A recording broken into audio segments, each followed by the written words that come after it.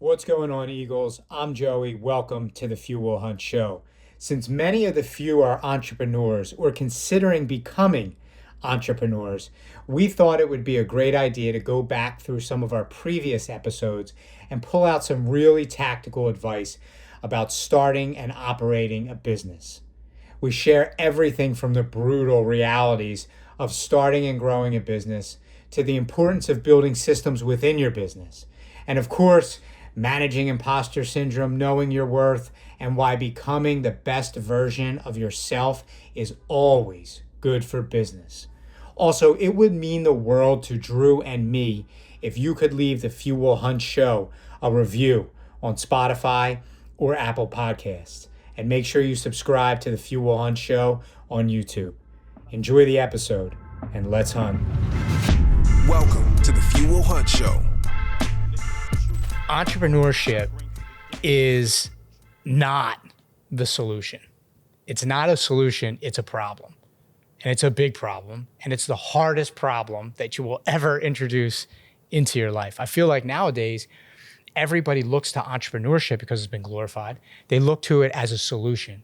It's a solution for their boss that they dislike.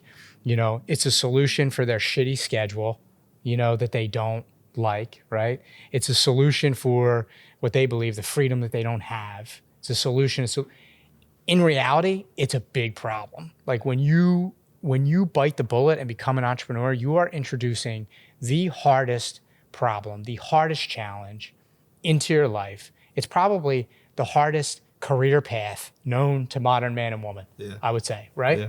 Yep. I'm not saying that it won't solve your schedule, it won't solve the boss issue, it won't solve the freedom issue. I'm not saying it won't, but the first thing, the hardest truth you need to know is before there's any solutions, there's a big fucking problem that presents itself. I agree. And like you said, it can't be your escape or like your solution to your problem because you're going to just be presented with a lot more. Yep. On a day-to-day basis, it's what problems can I solve? You know what I mean? Yeah. It takes, and you tell me how you feel about this statement, right? I feel like entrepreneurship takes more than it gives, especially in the early phases. And meaning it takes more from you than it gives to you. Like you have to give 10x just to get 2x back. I might even disagree with that because I feel like it takes even more in the latter phases. You know what I mean?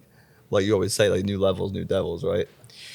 So it almost things that were hard for you in the beginning become easier, but then new things get harder. Yeah, that's the whole paradox between like it's hard to start and achieve, but it's even harder to keep it and maintain it, right? Yes, but with every day that passes though, like it does grow easier and more rewarding. Like every day you're doing the thing you love to do. Yep. It fulfills you more. Like I do truly believe that. Oh yeah. Oh, yeah. For sure. Yeah. Trevor, we were just talking before we kicked it off, but you've been there, done that, built businesses. You're out there doing the RBO thing, like build a podcast. A lot of people in the Fuel Hunt community are looking to get where you are or where they believe you are. And we've talked about that too, just how the grind is the grind. But if you careful what you wish for, careful about, the expectation you have in terms of what you wish for, because the problem is you want the result, but there's an exchange that needs to be made in order for that result to happen. And I just don't think people understand how brutal of a process that exchange is in order to receive what it is that you think that you want. And obviously people have heard, hey, man, if I really knew what this process would have been like going into it, I probably wouldn't have started the business, or I wouldn't have done what I have done. But it's not like that they would change anything. It's just the version of them on day one that started their business. If they saw what they would have had to go through on year 2, 3, 4, 5, they wouldn't have been mentally prepared to go through the brutality of building a business.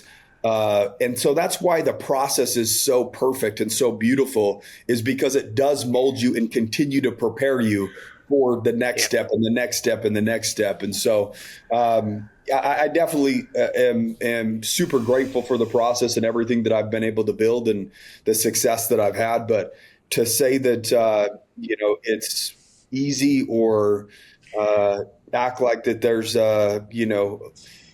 it's roses or sunshine. Like, dude, man, there's a lot of dark days. There's a lot of dark days, as you guys know. I mean, it's when they say it's a grind. I mean, I know it's, we're in the hustle culture and grind sounds cool, but having it sound cool and what it feels like when you're going through it, there's a big disconnect. And I think that, we need to do better about exposing really the truth of what the process is. And that's why I'm a big believer in self-improvement and creating an individual that's actually capable of surviving what you're going to have to survive when you're building a business. And so most people want to focus on the business and the revenue and the fun stuff in terms of, the trucks or the cars or the houses. And, that's really where their focus is, when in reality, you're not going to ever receive those things if you can't make it through the process. And the thing that has to make it through the process is you, right? Exactly. So developing yourself, you might get to the point where it becomes so brutal that you quit. And so I could give somebody the perfect game plan and say, hey, here's how you get there. But when they're going through the process, it doesn't matter if they know how to get there if they can't bear the stress, the struggle, the exhaustion, the second guessing. If you can't go through that, then it doesn't matter how thought out the plan is. It's making it through the tough days, and that's why this thing has to be on lock, right? Mentally. Dialed. Yeah. I think a lot of people, they quickly find out that they can't build their business or their best business if they don't build their best self. They find that out quickly, and a lot of people tap out because they don't want to make that exchange because it's no longer fun. They have to look in the deep, dark crevices of themselves to make themselves the best version, the most productive version, the most energetic version, the most giving version, so that their business can be built. Let's think about it, right? Like let's look at a professional athlete, for instance, right? So if you're on a basketball team or a football team, everybody's showing up to practice and everybody's showing up to the games. That's not where you're really separating yourself. Where you're really separating yourself is the work that you're doing outside of practice, the work that you're doing outside of the games. And so we're talking to entrepreneurs right now. So they think that, hey, they're grinding, they're putting in a good day's work at the office or at the job site or whatever it is. The real progress is made when you're doing things away from the office or away from the job, developing yourself so that when you do show up to the office or you do show up to the job site, that you're showing up a better version of yourself, or an athlete showing up to practice better. So therefore they show up to the game better. And so there's this lie that just because you show up for 8 hours or 10 hours or 12 hours doing the actual thing, that you should be receiving a massive result, when in reality, you're just showing up doing the thing as the same version of you that wasn't good enough to get the result that you wanted the day before. So therefore, you're going to continue to have the same results over and over and over. And that's why people experience year 2, 3, 4, 5, 8, 9, 10, and they're bottleneck, and they are the bottleneck, and they make $100,000 a year for the rest of their life, or $200,000 a year for the rest of their life. They're not developing themselves outside of the work that they actually have to do to maintain the result that they're currently experiencing. There's something to be said about burning the ships at the shore. I mean, when you're backed into a corner, you got to do what you got to do.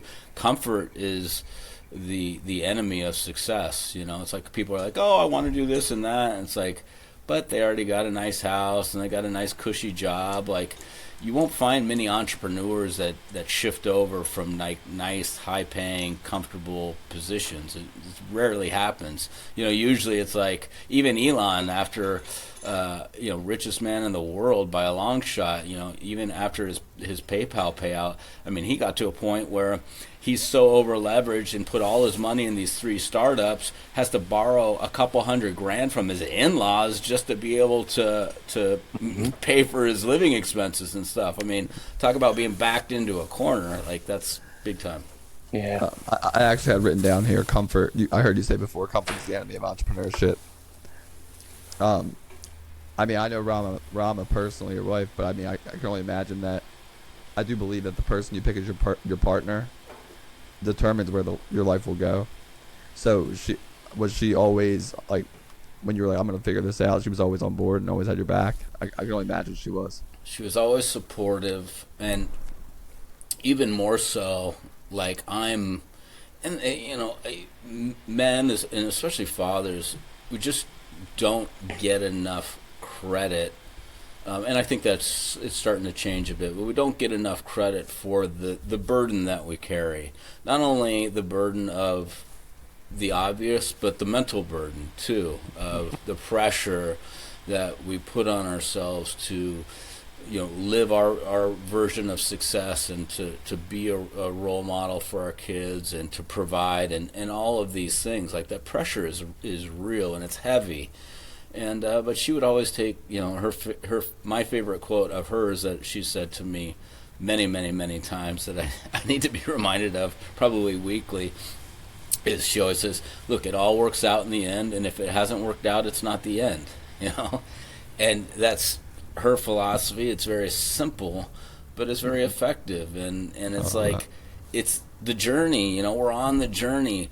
And the more I started getting into self-help and reading and all this stuff, I mean, I love, some people love or hate Tony. I love Tony. It's like, Tony always says, life is happening to you. I'm sorry, life is happening for you, not to you, right? We're not a victim of life. It's happening for us. The challenges are there specifically for our ability to overcome them and become a better version of ourselves.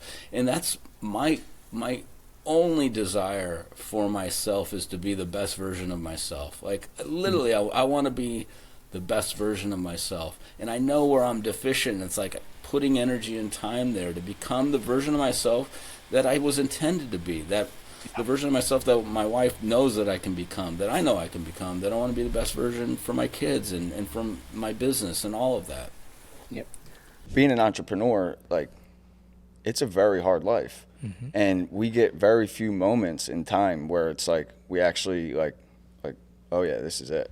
Yeah. Everything else is just grind, stress, pressure. So trying to carve out that time for gratitude, in my opinion, is super important, because you can get lost and not realize that how far you've come in such a short amount of time. And I do have a few. So I think Elon Musk said it, but entrepreneurship is like chewing glass and staring into the abyss. That is so true. Yeah.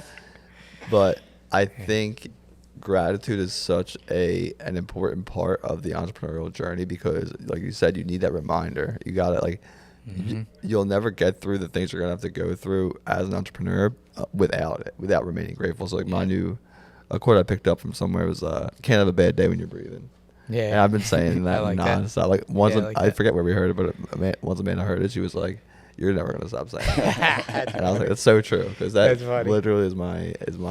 I actually just saw a funny one, making fun of entrepreneurs. The guy wakes up, I just took an ice bath. Posted on social media 5 times. It's a great day to be alive. Exactly. I think it was a video. It probably was. Yeah. There's a real interesting dichotomy, right? Like you said, I think Drew, you had asked, you're like, did you ever look back? Like when you had that moment, did you ever look back? And you're like, no, from that moment forward, so there's this dichotomy of you can't look back, but then you have to look back, the further you get down the road, because otherwise, if you don't look backwards, you can't be grateful. You can't see where you came from. You know what I mean? So there's that delicate balance every day of having to look backwards, but then also having to stay focused on the future goal forward ahead of you.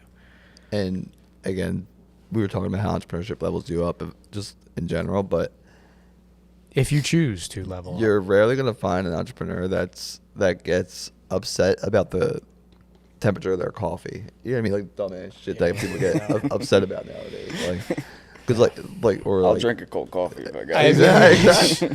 But dumb shit, little inconveniences that get normal people in a tizzy really just isn't going to happen for an entrepreneur, because one, we have way too much other shit to deal with to even care about the temperature of the coffee, and secondly, through those trials and tribulations, you develop that gratitude that makes you, oh, my coffee's cold, well, at least I have coffee to drink. Yeah. You know what I mean? That perspective. where I was out eating the other day, and they brought me the complete wrong meal, and I just ate it.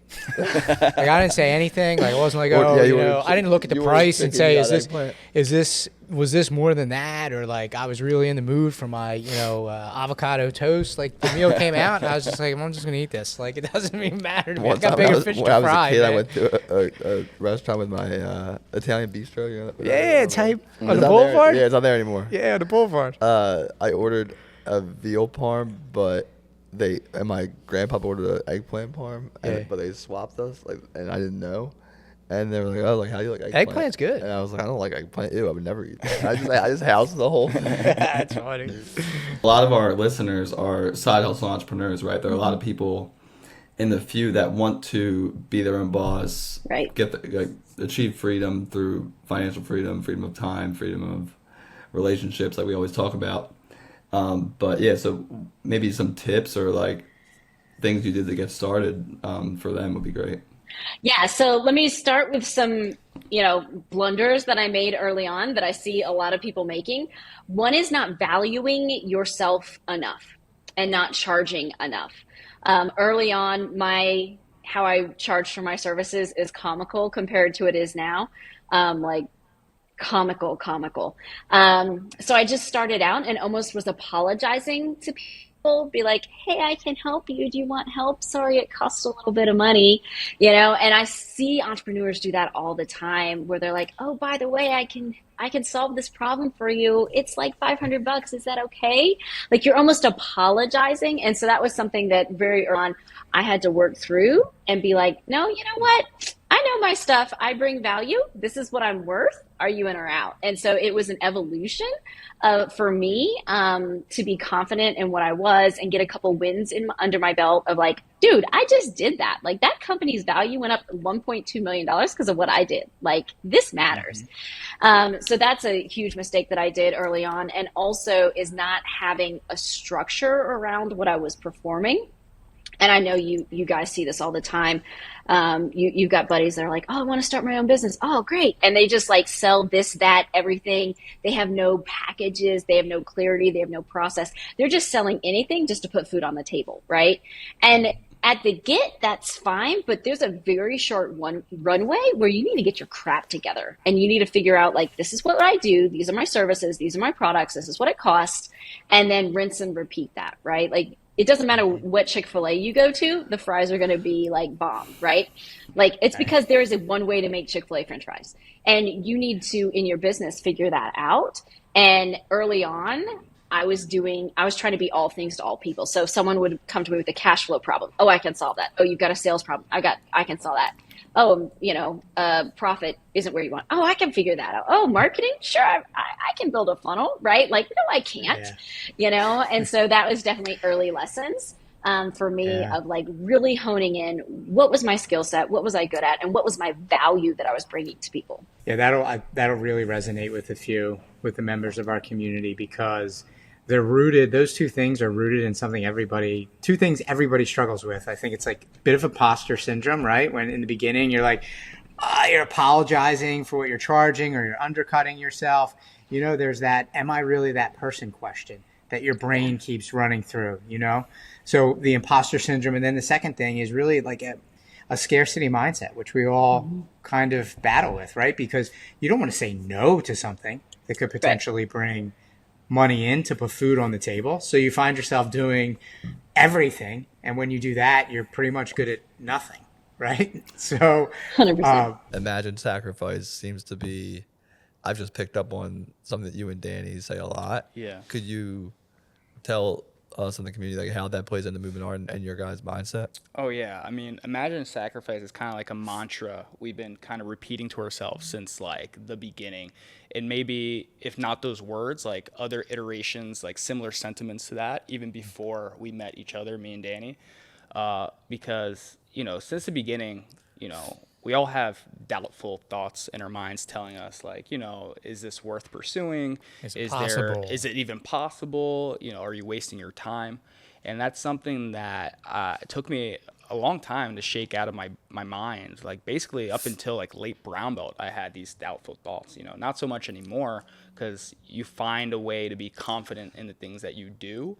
by chasing passion and seeing the results in the people around you. You know, I find confidence in knowing that the people around me are benefiting from what I'm doing. That gives me confidence. It's not like this false sense of security, right? I see the results. But yeah, I mean, there was a time, right? And I'm sure you guys heard the story about, you know, us opening up a gym during COVID.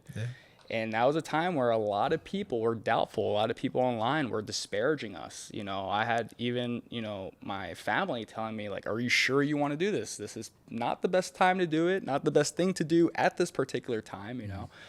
It wasn't like people were chomping at the bits to do a close contact sport when there was like this infection or this virus I didn't spreading. even think of that. Yeah. So like business is hard enough. Let alone You can make the argument that like maybe it's not the best time, or maybe it is the best Maybe time. it is. Well, and there's only one way to find out, right? So doing. We gambled on the possibility that it was the best time, like you just mentioned, and you know, it worked out. But it goes back to the idea of you imagine this idea, you execute it, and that's the sacrifice, right? Like, I think at the time, me and Danny had literally the exact amount it would take to purchase the business that was selling during the pandemic. It was a martial arts facility that was closing down. They were doing like jiu-jitsu, MMA, CrossFit, all that stuff. Yeah, everything. And they were just like, you know, let's just sell the business. And literally it worked out perfectly. The exact amount we had in our bank accounts was the amount it would take us to just get in the doors and just start this operation. And so to kind of just put our whole life savings on the line for this imagination, this idea, like that's a huge sacrifice, you know. At the time, I think we were just like so excited, but looking back, I'm like, oh my god, like, that's crazy, you know. Like, just to even underscore how aligned we are, actually, like we have a similar vision, intention, action. Like that's what the three things, like basically the same exact. Literally.